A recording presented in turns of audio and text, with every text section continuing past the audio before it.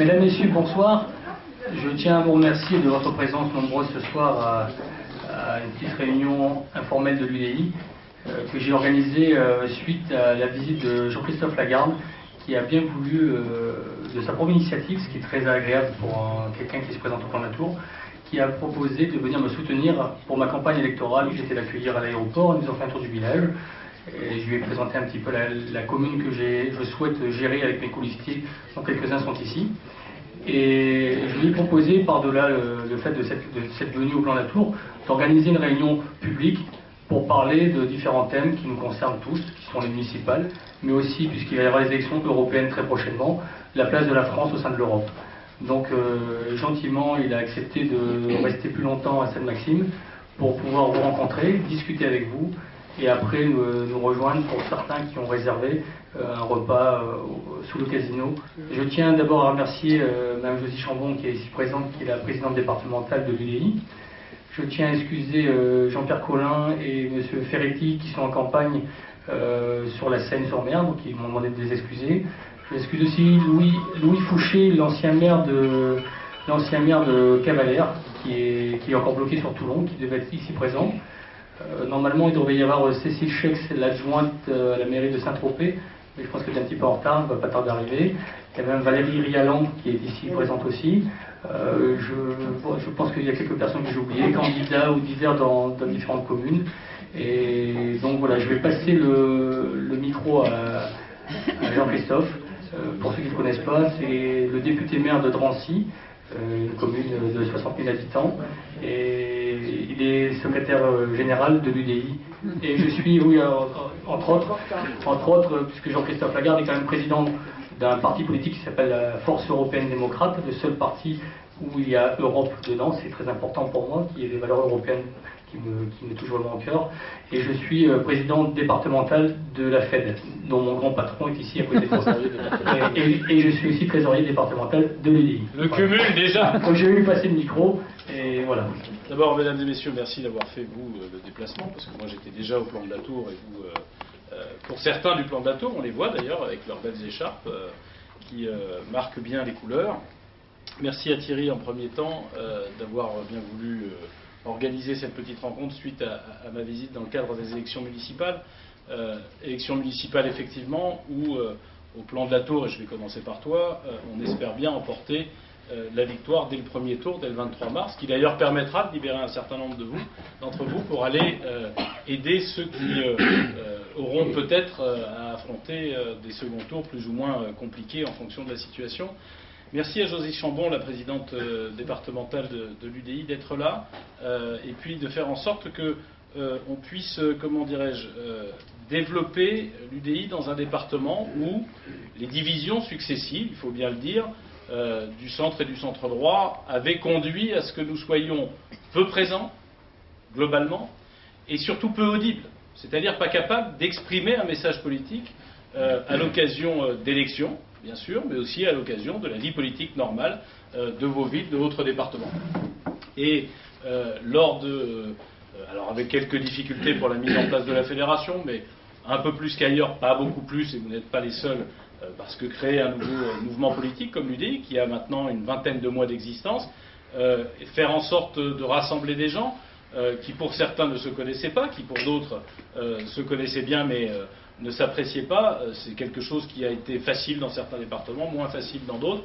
En tout cas, aujourd'hui, on a une fédération UDI qui est installée et qui a permis d'avoir des candidats un peu partout dans le département, certains en tête de liste, comme Thierry, d'autres ce qu'on appelle chefs de file, c'est-à-dire participant et conduisant les candidats de l'UDI dans des listes d'union avec nos partenaires naturels de l'UMP, parfois d'ailleurs contre eux, parce qu'il peut y arriver qu'on soit en désaccord. L'UDI est un parti autonome, souverain, qu'il soit politiquement, financièrement, électoralement, et il arrive parfois que bien nous considérions avoir les meilleurs candidats par rapport aux autres, et dans ces cas-là, quand on n'est pas d'accord politiquement, c'est évidemment les citoyens, les électeurs à qui il appartient de trancher. En réalité, ce que je voulais dans un premier temps faire, c'est au nom de Jean-Louis Borloo, qui vous le savez a quelques soucis de santé, alors petite parenthèse, ça va mieux, il est soigné, traité, simplement il a eu un problème de santé qui fatigue beaucoup et qui nécessite que pour plusieurs semaines encore,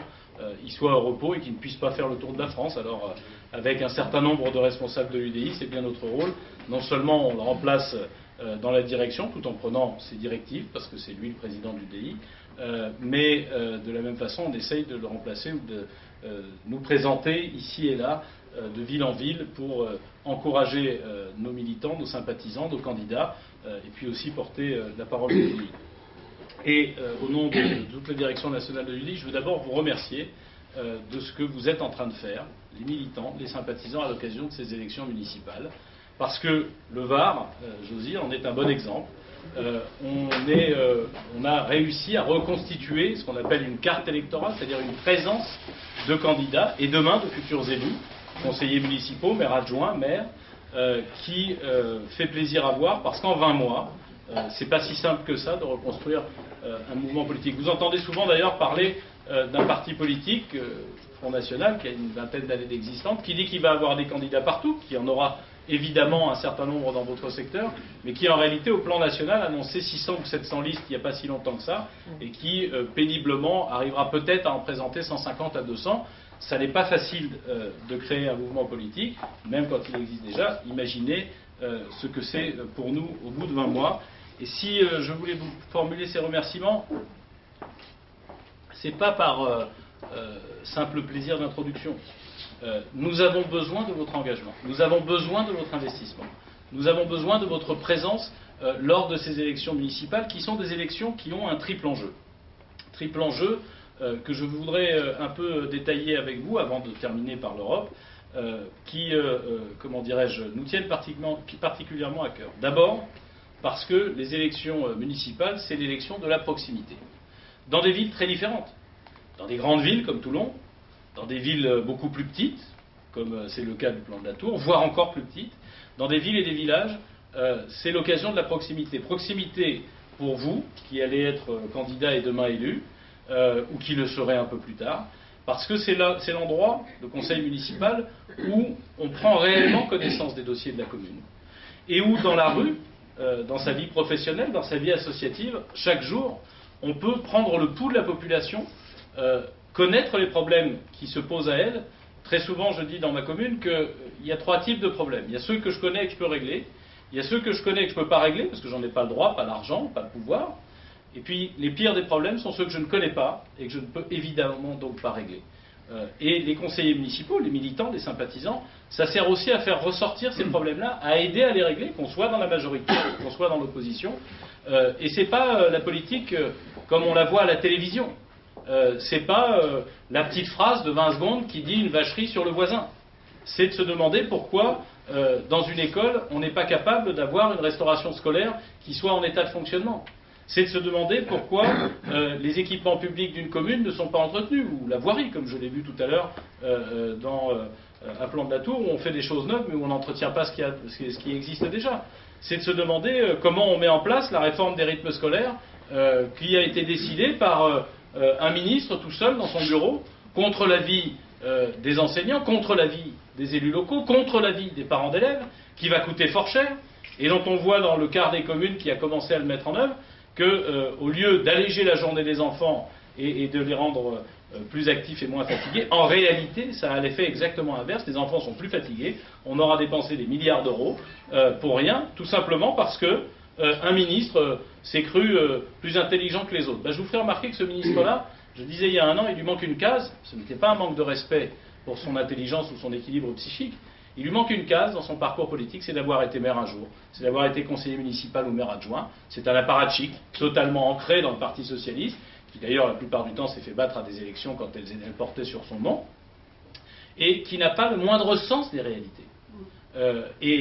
Pour diriger une ville de 67 000 habitants, avoir 8 000 gosses à garder 4 fois 3 quarts d'heure par jour, c'est 510 personnes formées qu'il faut que je recrute à 3 quarts d'heure par jour, payer 10 euros de l'heure, vous imaginez comme c'est attractif. Ce sont des activités à essayer d'inventer. Voilà, la vie des locales, c'est pas la vie de la politique à la télévision.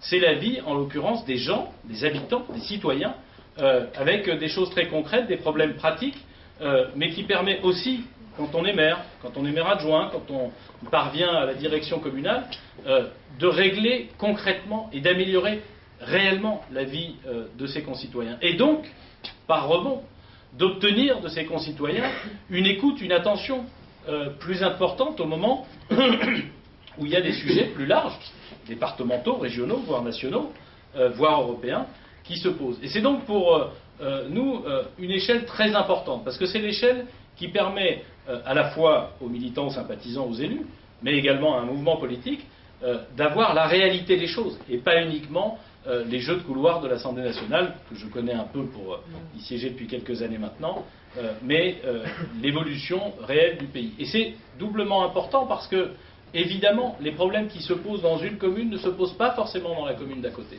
Et ça permet, plus nous sommes présents sur l'ensemble des territoires communaux, plus ça nous permet d'avoir une vision réelle à la fois de la France dans sa diversité, dans sa complexité parfois, mais également département par département. L'an prochain, j'y reviendrai, il y a des élections départementales, eh bien, ça permet de mieux s'ancrer sur des territoires qui sont les bassins de vie des citoyens français, de nos concitoyens, et donc c'est une élection qui pour nous est importante.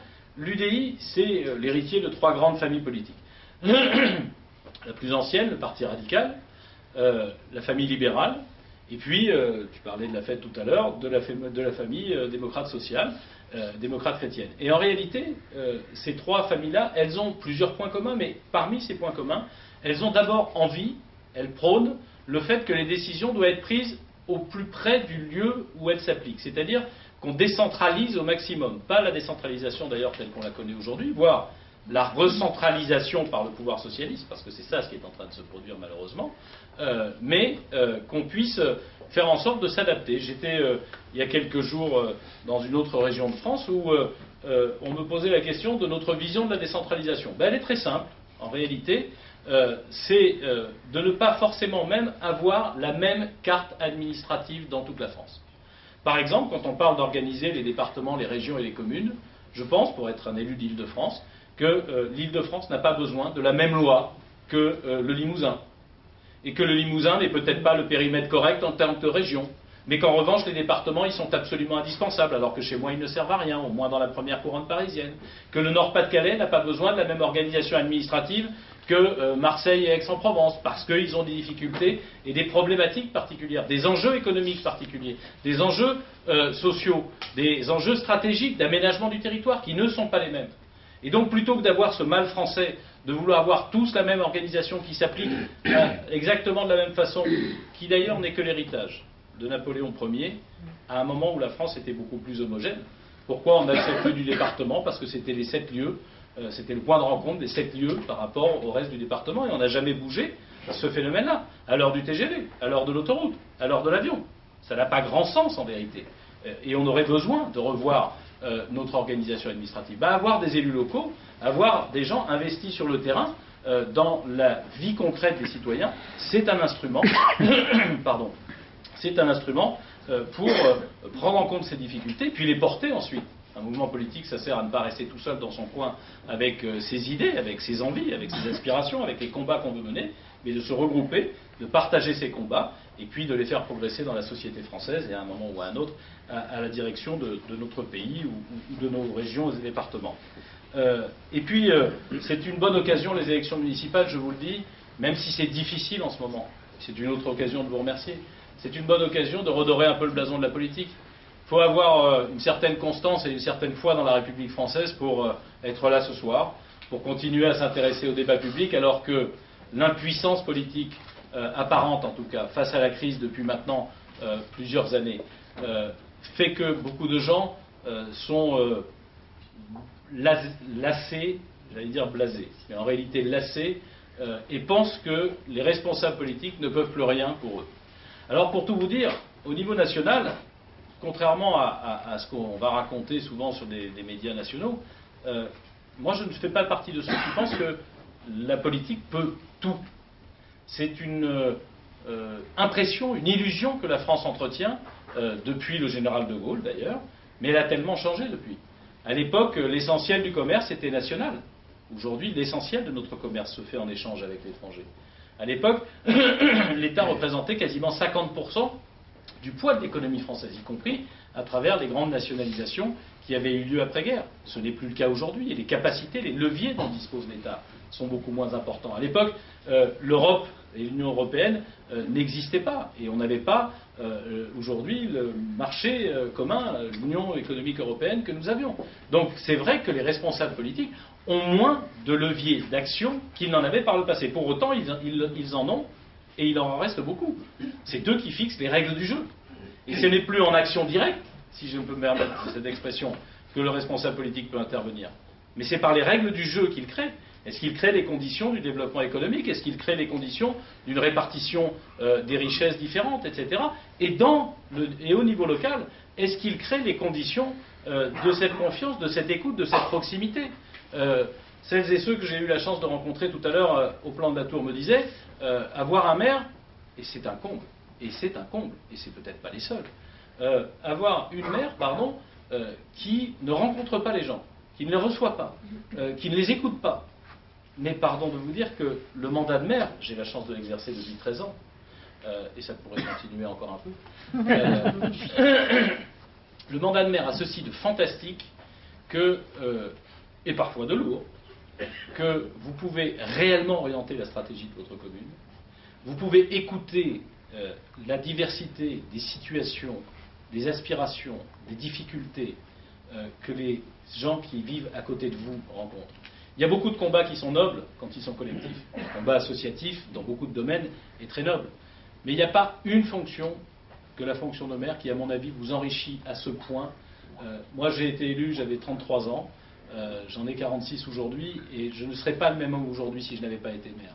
Parce que j'aurais vu les gens comme moi, j'aurais vu les gens qui pensent comme moi, j'aurais échangé, on se regroupe quand même entre gens qui, peu ou prou, partageons des rêves, des passions, des aspirations, des convictions dans la vie normale. Mais quand vous êtes maire de tous les habitants, et cette chance, cette richesse humaine de rencontrer tous ces gens différents, d'âges différents, d'origines différentes, d'aspirations différentes, de problématiques, c'est quelque chose d'extraordinaire. Et c'est aussi l'occasion de redorer le blason, parce que qui c'est le maire en réalité? Au-delà de la gestion de la commune, des enjeux stratégiques, etc. Qui c'est le maire aux yeux de la population? C'est la seule personne qu'on peut aller voir quand ça ne va pas bien dans votre vie. S'il y a quelque chose qui cloche, c'est le maire que vous pouvez aller voir. Les autres, vous ne les verrez pas. Vous ne les verrez pas parce que ils sont loin, vous ne les verrez pas parce que vous ne savez pas comment les aborder, vous ne les verrez pas parce que vous ne le croiserez pas chez le boulanger, parce que vous ne pourrez pas l'engueuler à la sortie de l'école. C'est là la partie un peu lourde du mandat de maire, c'est que vous ne pouvez plus vous déplacer dans votre ville sans vous faire engueuler. Mais au global, les gens ont besoin d'exprimer. Et vous êtes là pour ça quand vous êtes élu municipal, maire adjoint, etc. C'est important. Et donc pour nous, l'échelon local, l'échelon municipal est un échelon absolument primordial. Premier enjeu. Deuxième enjeu, et en tant que jeune formation politique, même si elle est nourrie de traditions politiques très anciennes du centre et du centre droit que je décrivais tout à l'heure, c'est que 18 mois après la fondation, 18-20 mois après la fondation de l'UDI, c'est le moment, la première marche, entre guillemets, de notre construction, cette assise territoriale, cette capacité à avoir des responsables locaux ancrés, légitimés par leurs citoyens, qui peuvent ensuite nourrir à la fois les combats, mais aussi les projets de notre mouvement politique, c'est quelque chose, évidemment, qui nous est indispensable. Un parti politique, ça ne peut pas rester, un peu comme vous en voyez quelques-uns, je pense au Front de gauche à l'instant, qui existe depuis un peu plus longtemps, mais qui reste dans la théorie, qui reste dans l'idéologie, qui reste dans le vide. Mais la société d'aujourd'hui va si vite qu'elle ne peut pas se contenter de vide, d'idéologie, de débats théoriques sur le sexe des gens, sur la mondialisation. Que n'a-t-on pas eu en France des débats sur la mondialisation? C'est extraordinaire. Hein, on est le seul pays au monde où on se pose la question de savoir si la mondialisation c'est un truc bien ou c'est un truc pas bien. Bon. Je vous fais remarquer que la France peut décider de refuser la mondialisation. On peut parfaitement décider de le faire. Après tout, Mélenchon, Le Pen, c'est les mêmes. Ils peuvent parfaitement obtenir une majorité de Français pour dire on ne veut pas de la mondialisation. Qu'est-ce que vous voulez que le reste du monde en ait à foutre? Le reste du monde, il ne se pose pas la question, c'est de savoir si Montebourg, qui était le chantre de la démondialisation et qui maintenant reçoit les grands patrons internationaux pour les faire investir en France, c'est quand même un comble, si Montebourg, ça le gêne ou pas. Je comparais ça souvent, en Méditerranée, il n'y a pas la marée, mais déportons-nous un peu vers l'Atlantique. c'est celui qui est au bord de la plage et qui se pose, c'est ça le débat politique français sur la mondialisation, qui se pose sur le bord de la plage en Aquitaine et puis qui regarde la marée monter et qui se dit est-ce que c'est bien ou pas qu'elle monte. Tu peux toujours te poser la question, elle va continuer à monter, puis elle redescendra, puis elle s'occupera de toi. Donc la question est de savoir comment nous l'utilisons, comment nous la dominons, comment nous cessons de la subir. C'est pas la question de la rejeter, mais le débat politique français est à côté. Et avoir des élus de proximité, des militants et des sympathisants qui ramènent le débat politique sur des choses qui sont beaucoup plus concrètes et crédibles, parce qu'ils le sont eux-mêmes dans leur ville ou dans leur village, c'est une force importante pour un mouvement politique qui se construit. Et c'est pour ça que, pour nous, ces élections, en tant que parti politique, sont importantes. C'est aussi le premier étage de la reconquête. Depuis 10 ans, enfin 12 ans maintenant, mais au cours des 10 années qui ont traversé 2010 jusqu'à 2012, à chaque élection intermédiaire, le pouvoir en place perdait des communes, perdait des départements, perdait des régions, à tel point qu'aujourd'hui, quasiment toutes les régions en dehors de l'Alsace métropolitaine sont dirigées par le PC, les Verts et le Parti socialiste, que les départements, plus de la moitié, sont aujourd'hui entre leurs mains et que les grandes villes sont très largement dirigées par eux, et même une partie des villages aujourd'hui, par un phénomène à peu près compréhensible, qui est plus sociologique qu'autre chose, c'est qu'avant, dans les villages, on trouvait comme maire l'agriculteur, le viticulteur, le vétérinaire, etc. Et puis que petit à petit, les gens, les urbains qui travaillaient à la ville, prenant leur retraite et ayant du temps pour s'occuper des affaires publiques, partaient dans les petits villages périphériques. Il se trouve que beaucoup d'entre eux, c'était plutôt les anciens receveurs des postes, les anciens responsables du gaz, les anciens fonctionnaires de l'éducation nationale. Et on a vu, c'est comme ça que le Sénat a basculé, on a vu en réalité des maires dont les villes n'ont pas de tendance politique, mais les maires, eux, ils en ont, parce que leur parcours professionnel les avait conduits à se forger d'autres convictions. Première étape de la reconquête et première étape d'une série d'élections importantes. Les élections municipales, 23 et 30 mars, le 25 mai, les élections européennes, un an après, les élections départementales et régionales, 4 élections en moins de 14 mois maintenant. Ça veut dire que dans 14 mois, la vie politique française, la carte politique française sera entièrement redessinée. Bien sûr, l'Assemblée nationale restera ce qu'elle est, le gouvernement, ce ne sera pas celui-là, mais ce sera son frère, le président de la République restera là. Tout le reste de ce qui existera dans notre pays, en termes de responsables publics, aura été profondément bouleversé, transformé, en tout cas pour ce qui nous concerne, nous l'espérons. Et les élections municipales, c'est aussi la première marche de cette reconstruction-là. Et évidemment, première marche de la reconquête, je le disais, et de l'alternance à laquelle nous, en tout cas, pour ce qui concerne l'UDI, nous aspirons en 2017. Et pourquoi pas, d'ailleurs, en la conduisant. Parce qu'une alternance, ce n'est pas de règle volontaire, entre guillemets, ou obligatoire, du retour à la case en arrière, c'est-à-dire de ce que les gens n'ont pas voulu en 2012, n'est pas obligé de revenir en 2017. Il y a heureusement de la liberté de choix, et nous voulons construire, à travers les élections municipales, les élections européennes, les élections départementales et les élections régionales de mars 2015, une force politique suffisamment forte, audible et crédible, rassemblée et unie, porteuse de son projet, capable de le porter elle-même, pour proposer une alternance politique aux Français en 2017, s'appuyant sur un groupe à l'Assemblée nationale, un groupe au Sénat, des élus européens et naturellement des candidats à la direction de notre pays. Donc c'est pour vous dire que pour l'UDI aussi, au-delà de l'échelon local, c'est un élément important. Nous croyons que c'est aussi une étape importante dans le cadre, en termes d'élection nationale. L'élection nationale, l'élection municipale n'est pas censée être une élection nationale. Mais, cette fois-ci, c'est la première fois que les Français ont l'occasion de s'exprimer depuis l'élection de mai 2012. Vous savez comment fonctionne l'élection présidentielle? Les candidats battent la campagne, le peuple français rêve de lendemain qui chantent sans effort, en général, sans douleur, sans difficulté. Puis bien souvent, 3 ou 4 mois après, c'est la gueule de bois. Et cette fois-ci, je pense que nous sommes un peu au-delà de la gueule de bois. Elle est bien plus lourde, bien plus violente, pour ceux qui ont cru dans le changement promis par François Hollande, comme pour ceux qui l'ont subi. Il y a réellement, dans les tréfonds de la société française, un rejet du pouvoir en place, qui d'ailleurs irradie le reste de la sphère politique, parce qu'aujourd'hui l'opposition n'a pas construit son alternative politique, ce qui est bien normal. C'est évidemment gênant, mais je veux attirer votre attention, pour avoir un petit peu d'expérience politique maintenant, sur le fait que ce n'est pas désespérant. Le Parti socialiste, à la même époque, au début du mandat de Nicolas Sarkozy, était dans un état bien pire que ne l'est aujourd'hui l'opposition. Et il avait même un candidat, un peu comme aujourd'hui l'opposition. Il avait un candidat qui était parti outre-Atlantique. Le nôtre n'est pas parti outre-Atlantique, mais enfin, il envoie des cartes postales. Comment dirais-je, puis quand ce candidat-là a disparu, on s'est dit, ça y est, c'est fini, ils ont perdu. Ils ont gagné quand même. Ce qui prouve que c'est d'abord sur le terrain qu'on construit un mouvement politique, qu'on construit les forces qui ensuite permettent de remettre le pays dans la marche avant.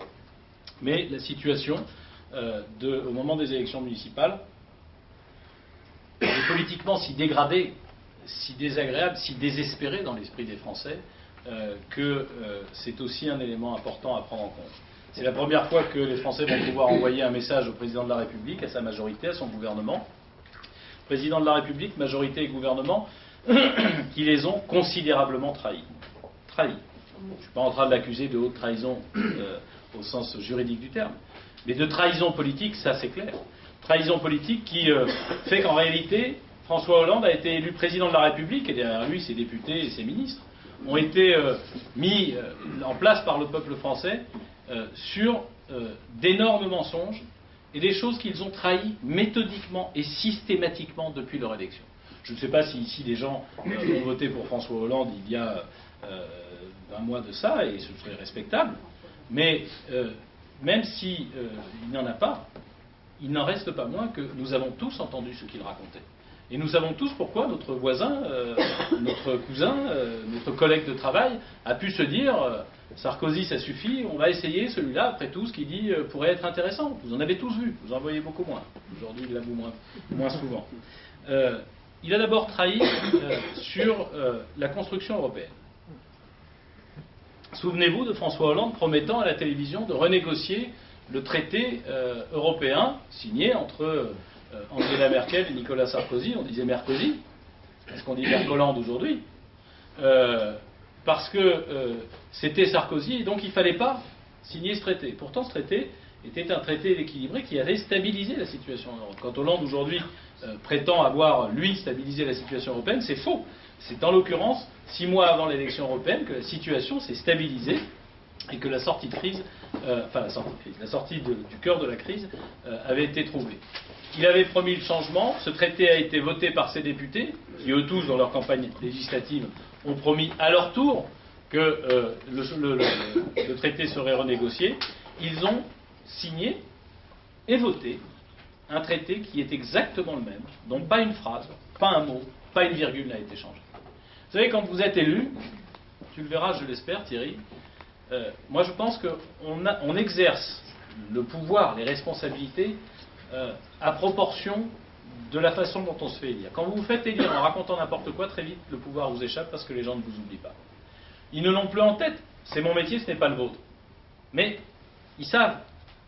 Il reste les traces des mensonges, des trahisons, des conditions dans lesquelles... Or, on peut suivre un dirigeant quand on est capable de lui faire confiance. Mais le premier acte de cette majorité a été cette trahison sur l'emploi. Voilà qu'on nous expliquait que c'était de la seule responsabilité du président de la République de l'époque si le chômage avait considérablement progressé. 1 million, disait-on, ce qui n'est pas vrai d'ailleurs, c'était 700 000, mais 1 million, disait-on, de chômeurs supplémentaires. Comme s'il ne s'était rien passé en 2008, outre-Atlantique, comme si la précédente majorité, à laquelle nous avons participé, moi de façon plus critique que d'autres peut-être, mais il n'en reste pas moins, globalement nous avons participé, n'avait pas eu à faire face à une situation exceptionnelle. Ne parlait-on pas en 2008 de l'équivalent de la crise de 1929 et du risque du système d'effondrement du système bancaire, c'est-à-dire de l'ensemble de nos économies personnelles et de nos économies nationales? Non, non, il ne s'était rien passé. Tout allait bien. Seul le problème était le président de la République de l'époque. Ce qui était évidemment un mensonge, mais puisqu'on allait le changer, l'emploi allait redémarrer, chacun allait pouvoir retrouver son espoir, etc. Or, depuis que M. Hollande est président de la République, il y a 620 000 chômeurs de plus. Lui qui reprochait à Nicolas Sarkozy d'en avoir fait 1 million en 5 ans, en 2 ans, il a déjà fait plus de la moitié du chemin.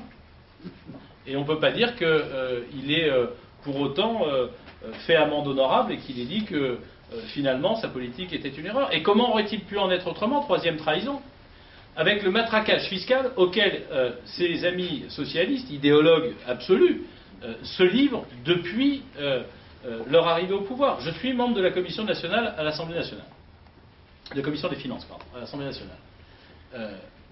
La première année, c'est 27 milliards, en 2013, c'est 27 milliards d'augmentation d'impôts. Augmentation sans précédent. Voyant le ras-le-bol, le ministre de l'économie, M. Moscovici, en fin août 2013, dit les Français veulent une pause fiscale. Le président de la République, en mal de popularité, vient à la télévision, au mois de septembre, nous dire il y aura une pause fiscale en France. Et le budget que nous avons examiné fin 2013 pour l'année 2014, la pause fiscale en langage socialiste, c'est 20 milliards d'euros de plus. 20 milliards d'euros de plus.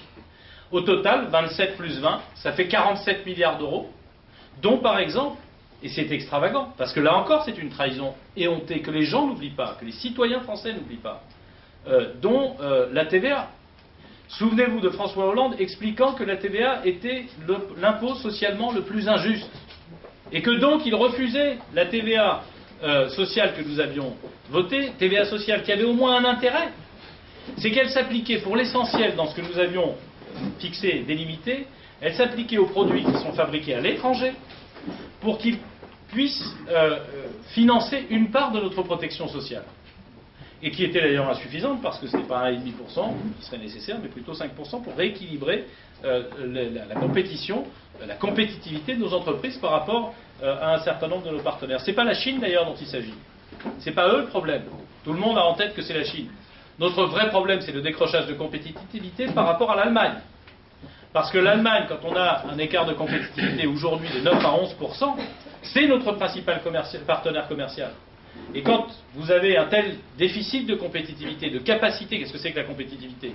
C'est notamment le prix et la qualité auquel vous produisez quelque chose. S'il est de moins bonne qualité et avec un prix plus cher que le produit à côté, vous ne le vendez pas. Si vous ne le vendez pas, l'entreprise ne peut pas fonctionner. Et donc il ne peut pas y avoir de recrutement. Donc il y a du chômage en plus. La compétitivité, ce n'est pas pour faire plaisir aux entreprises. Parce que moi, j'ai jamais vu un chômeur sortir du chômage s'il n'y avait pas une entreprise pour le recruter. Et donc on a besoin de faire bosser l'entreprise, mais pour qu'elle bosse, il faut qu'elle puisse vendre. Et si elle n'a pas de compétitivité, elle ne vend pas. C'est aussi simple que ça, finalement. Et donc cet effort qui avait été fait, ils n'ont eu de plus grande urgence, alors que le boulot était fait, après tout. Et qu'ils avaient qu'à dire, bah, c'est les autres. Ils n'ont eu de plus grande urgence au mois de juillet 2012, écoutez-moi bien, au mois de juillet 2012, en session extraordinaire, de voter la suppression de la TVA sociale que nous avions adoptée. Pour, au mois d'octobre, c'est-à-dire 4 mois après, octobre-novembre, pendant le budget, réintroduire une augmentation de la TVA, celle que nous payons depuis le 1er janvier 2014, mais qui cette fois-ci réalise l'exploit de ne pas s'appliquer sur les produits fabriqués à l'étranger, mais exclusivement sur ce qui se passe en France. Et notamment la hausse de 7 à 10%, donc ce qu'on appelait le taux intermédiaire, qui était à 5,5, que nous avions augmenté à 7 déjà, et qui passe à 10, et qui ne s'applique que à l'économie française, que à ce qui est produit en France. Parce que par exemple, c'est la restauration, vous allez manger tout à l'heure, c'est eux qui payent. Et donc c'est nous. Parce qu'évidemment, à un moment donné, ils sont obligés de le répercuter. Leurs marges ne sont pas extravagantes et à pouvoir se permettre d'absorber de 7 à 10%, 43% de hausse de TVA. C'est ça ce que ça veut dire. En réalité, 100% quasiment sur 2 ans. En comptant celle que nous avions nous-mêmes votée et appliquée. Parce que ça s'applique sur les artisans. Et si aujourd'hui, on a 64 500 défaillances d'entreprises en France, un tiers de ces défaillances d'entreprises s'appliquent à l'artisanat. C'est un chiffre qui n'a jamais été connu, ni au global, ni sur les artisans. Premier employeur de France, comme vous le voyez de temps en temps dans les publicités du syndicat des artisans. Évidemment que le chômage ne peut qu'augmenter. Mais quand vous passez effectivement, et nous n'avons cessé avec Jean-Louis Borloo, avec les différents responsables de l'UDI, de le clamer à l'Assemblée nationale, quand vous passez de 5% de TVA, souvenez-vous qu'on avait baissé cette TVA pour lutter contre le travail au noir, et que ça avait marché, et que vous passez à 10 subitement, eh ben le travail au noir est reparti comme en 40. Mais la boîte, quand elle n'est pas capable de fonctionner, eh ben elle ferme. Elle ne peut pas travailler au noir éternellement, parce qu'elle a quand même des charges qu'il faut qu'elle déclare et qu'il faut qu'elle assume. On est donc dans une situation absolument folle. Au lieu d'aller taxer ce que vous portez sur vous, parce que l'essentiel des vêtements que nous portons sont fabriqués à l'étranger aujourd'hui. Et notamment, là, pour le compte, en Asie du Sud-Est, pour une grande part. Et de se servir de cet argent-là pour payer nos médicaments, nos hôpitaux, notre, comment dirais-je, nos retraites. Non, on est allé refaire peser ça uniquement sur ce qui est produit en France. C'est une folie. C'est une folie. Nous nous enorgueillissons, et parfois nous ne voulons pas y toucher en quoi que ce soit, d'avoir un des meilleurs systèmes de protection sociale du monde. Mais il coûte très cher. Et nous avons un système de protection sociale qui ne paye que sur le travail français, et en rien sur ce que nous consommons et qui vient de l'étranger. Et nous aurions besoin de revenir en arrière. Mais comme j'en étais aux trahisons de ce gouvernement, de cette majorité, de ce président, voilà qu'on supprime en 2012, juillet, l'affaire de la TVA sociale pour remettre une TVA antisociale au mois d'octobre. On voit bien que les Français ont un peu de mal à se retrouver dans cette... Je ne veux pas être trop long, mais l'attaque en règle sur la politique familiale, parce qu'on réduit les prestations, parce qu'on augmente les impôts sur les familles, alors que finalement la France a beaucoup aujourd'hui de handicap dans sa compétition internationale et dans la compétition européenne, nos principaux partenaires commerciaux. Mais on a un avantage, un dynamisme qui est hérité de la libération en vérité. La politique familiale qui a été mise en place en France, à la fois par l'aide aux familles qui ont des enfants, par l'accompagnement, par l'école maternelle, qui est généralisée à partir de 3 ans, par les crèches, qui sont très nombreuses dans notre pays. Si on compare avec l'Allemagne, la structure petite enfance est très faible. Du coup, d'ailleurs, le taux d'emploi des femmes est beaucoup plus important que dans un pays comme l'Allemagne. Ce qui, pardon de cette parenthèse, si vous revenez à ce que je disais sur les rythmes scolaires, est beaucoup plus facile à organiser en Allemagne, parce que le gamin, il rentre chez lui, il a sa mère dans les 2/3 des cas à la maison, ce qui n'est pas du tout possible en France, puisque, heureusement, les femmes sont très nombreuses, et même très majoritaires, à travailler. Je ferme cette parenthèse. Cette politique familiale, elle nous a donné un avantage. Un avantage qui est en réalité d'avoir une natalité, une démographie supérieure à nos voisins. Une des plus fortes d'Europe, même si elle n'est pas extravagante, 2 enfants par femme en moyenne, mais supérieure à nos voisins. Donc, d'avoir un pays qui, bien qu'il vieillisse, parce que c'est la durée de la vie qui fait ça, qui vieillit moins que ses voisins. L'Allemagne va avoir besoin de plusieurs millions de salariés venus de l'étranger pour pouvoir faire fonctionner sa machine. J'étais en Moselle ce week-end, eux ils rêvent que de ça, ils sont juste à côté de la Sarre, ils ont, tenez-vous bien, 150 000 emplois disponibles en Allemagne, alors que la Moselle est sinistrée comme vous l'imaginez, et dans les 10 ans à venir, 300 000 emplois de plus, un demi-million d'emplois qui ne peuvent pas être fournis par la main-d'œuvre allemande, et ils sont en train d'apprendre à parler allemand à tous les petits Mosellans pour essayer. C'est un président de conseil général UDI qui est là-bas et qui a mis les moyens dans les collèges en disant on a un problème, c'est la barrière de la langue pour qu'ils puissent franchir la frontière. Et on continue d'ailleurs à leur dire tournez-vous vers le sud plutôt que d'aller vers le nord, là où il y a du boulot. C'est assez extravagant et malheureusement parfois trop français. Mais cette chance que nous avons d'avoir justement une politique familiale qui a permis ce dynamisme démographique, ils sont en train de la détruire morceau par morceau, en s'y attaquant en règle. C'est un des derniers atouts qui nous reste. Faut-il encore que celui-là, il cherche à le faire disparaître. Mensonge et trahison sur les retraites. Là encore, que n'a-t-on pas entendu en 2010, quand une réforme des retraites dont personne n'a jamais promis qu'elle allait régler toute la difficulté que nous avons devant nous, plus de gens à la retraite, moins de gens au travail qui cotisent pour payer les retraites en question, puisque je rappelle à chacune et chacun d'entre vous, y compris retraités, que ce n'est pas vous qui cotisez vous n'avez pas cotisé pour vos retraites, vous avez cotisé pour la retraite de vos parents, et que c'est aujourd'hui ceux qui sont en activité qui cotisent pour la retraite que vous avez légitimement méritée. Mais n'empêche que là où on était, quand ce système a été mis en place, avec 4 actifs qui travaillaient pour payer une retraite, on en est à 2 actifs pour une retraite, et même à un peu moins de 2 actifs pour une retraite, ce qui veut dire qu'on va bientôt arriver à un actif pour une retraite, et qu'évidemment ça pèse beaucoup plus lourd, et que donc on a une difficulté qu'il faut assumer.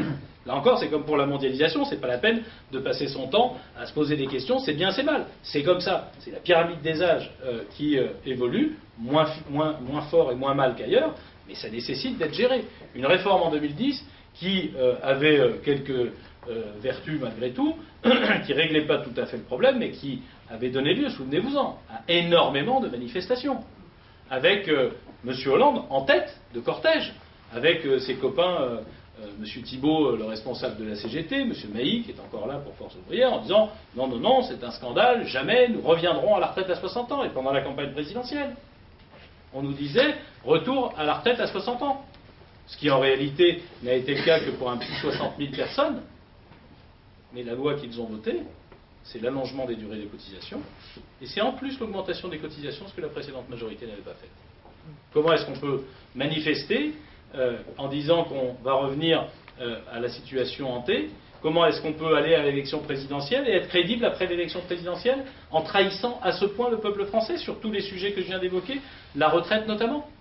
C'est quelque chose qui est indécent. C'est en plus d'ailleurs, ça a été fait pour la retraite lâchement, puisque pour ne mécontenter personne, pour faire en sorte que surtout on ait le moins de manifestations possible, sachant que la gauche a toujours moins de manifestations que la droite, parce que par définition les syndicats sont plus indulgents à leur endroit, en tout cas pendant un certain temps, la réforme des retraites et l'allongement de la durée de cotisation, je vois quelques jeunes dans la salle, ne s'appliquent qu'à ceux qui ont moins de 35 ou moins de 40 ans. Tous les autres, soyez tranquilles comme Baptiste. Mon œil. Si les gens de ma génération imaginent que la retraite sera, à l'âge où ils sont censés la prendre, c'est-à-dire grosso modo 63-64 ans, la même que la loi d'aujourd'hui, c'est faux, c'est un mensonge. C'est un mensonge. Elle ne sera pas la même ou en niveau de prestation, ou elle ne sera pas la même en âge, et en réalité ce sera plutôt 65, 66 ou 67. Et quel que soit le gouvernement qui passera, il y viendra. S'il n'y aura plus d'argent pour la payer. Alors ceux qui sont déjà à la retraite, s'en fichent, enfin, sont tranquilles, mais ils s'inquiètent aussi pour leurs enfants, voire pour leurs petits-enfants, et ils comprennent bien qu'il y a quelque chose. Eh ben non, là, on n'a rien dit. Tous les gens de mon âge, dormez tranquille, bonnes gens, tout va bien. Dans 5 ans, dans 10 ans, vous avez un nouveau gouvernement qui sera obligé de toute façon de vous faire passer la pilule. Eh bien, ça n'est pas responsable. Parce qu'il n'y a rien de plus prévisible, il n'y a rien de plus prévisible que la problématique des retraites. En 1989, lorsque Michel Rocard était Premier ministre, un livre blanc avait été publié, et tout était écrit dedans. Tout ce qui s'est produit depuis. Ben, c'est très simple. Vous savez quelqu'un qui naît, vous avez une moyenne d'âge de décès, vous savez à peu près combien il va en rester de 40 à 50, de 50 à 60, de 70 à 1. Vous glissez ça dans le temps et vous savez combien ça va coûter. Et vous savez combien il y a de naissances. Donc, il n'y a pas un sujet économique plus prévisible que la retraite. Vraiment. Eh bien, c'est celui sur lequel jamais un gouvernement de gauche n'a fait la moindre réforme qui puisse permettre son rééquilibre.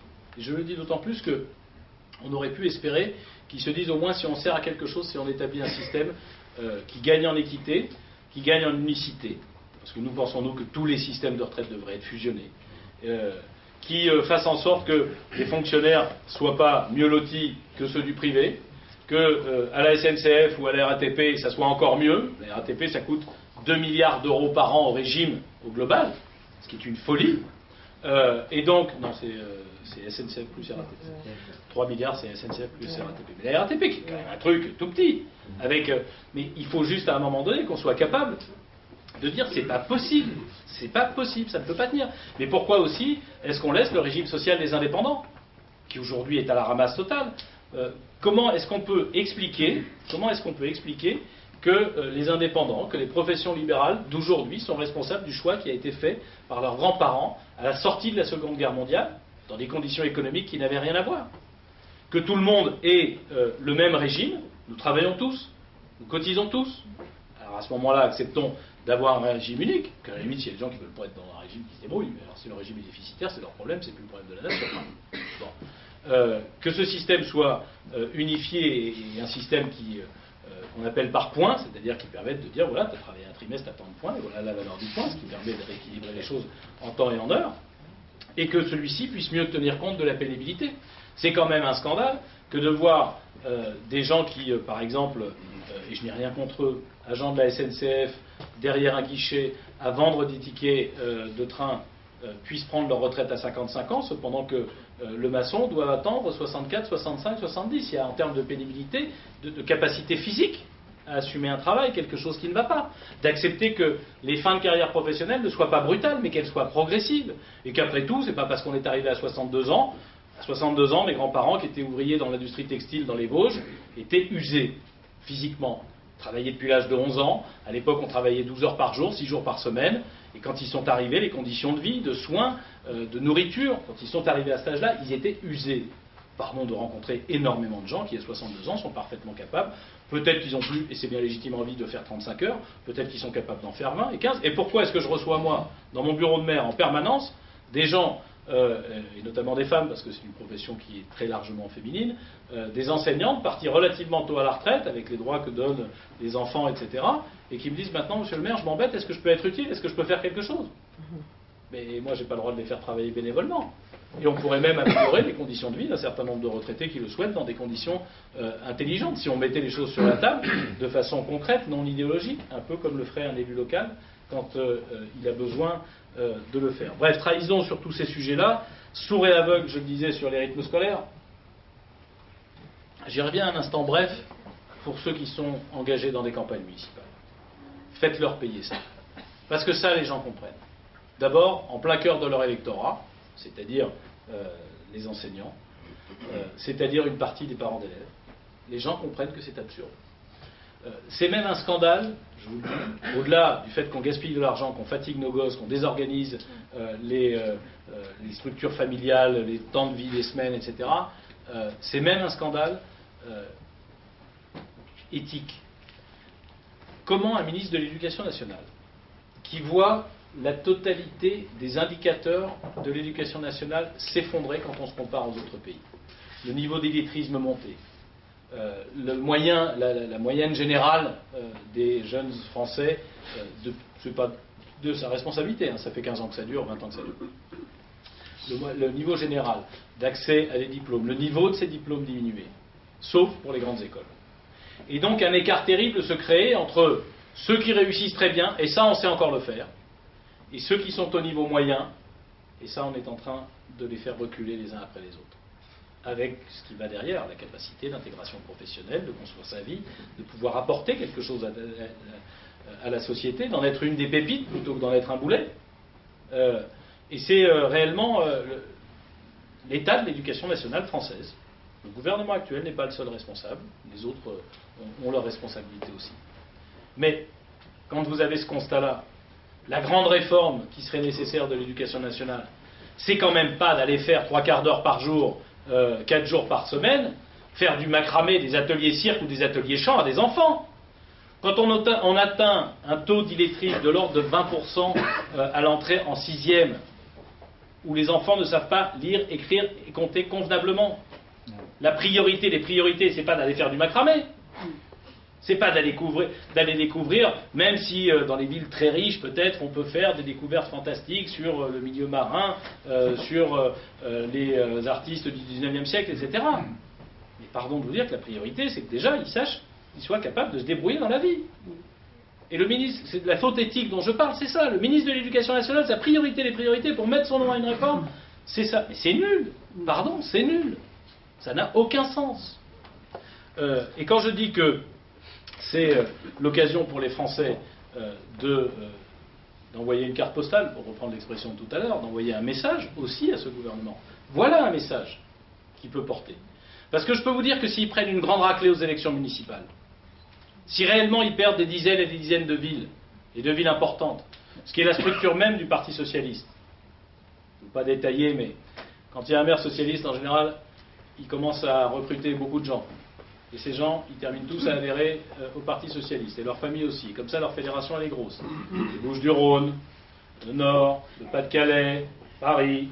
Je peux vous assurer que ça marche très bien, Paris, avec 40 000 fonctionnaires. Et je recrute le copain, et il fait adhérer sa famille. Et comme il fait adhérer sa famille, eh ben moi, je suis beaucoup plus puissant au sein du Parti socialiste, et ma carrière est toute tracée.